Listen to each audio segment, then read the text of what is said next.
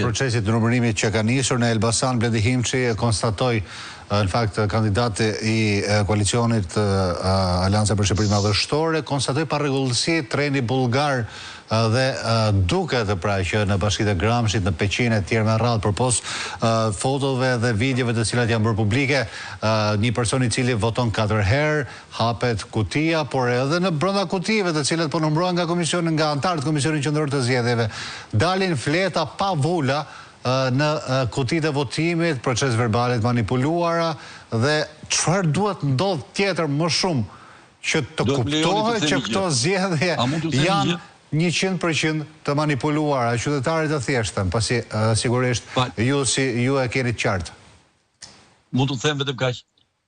Sfida më e madhe sot, mbani mend në rekordet e emisionit tuaj, është të më gjeni një qendër votimi ku është votuar në mënyrë korrekte. Pra jo, mos kërkoni manipulime, po më gjeni një të vetme ku është votuar në mënyrë korrekte. Ky ka qenë një manipulim mafioz industrial. Në të gjitha pikpamjet.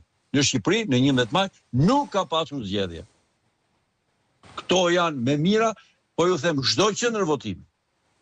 Hapini filmimet, hapini kutit, hapini gjitha, nuk mbarojnë. Me fjalë, sfida në këtë mes është nga gjithë ky 11 maj, a do gjejmë dot një qendër votimi ku është votuar në mënyrë normale?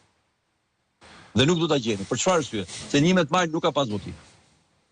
Nuk ka pas asgjë.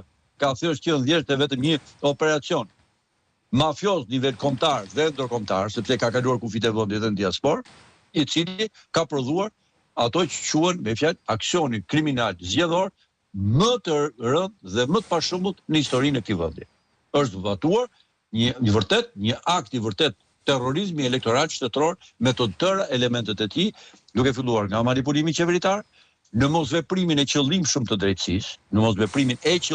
drejtësisë, me implikimin e gjithë strukturave ekzekutive, me implikimin e deputetëve, me implikimin deri në gryk të policisë së shtetit, e cili i keni dhe në Komisionin e Raportit Evropian, që trup e korruptuar kryqja themet, pra të tërë elementet që duheshin për të konsumuar këtë puç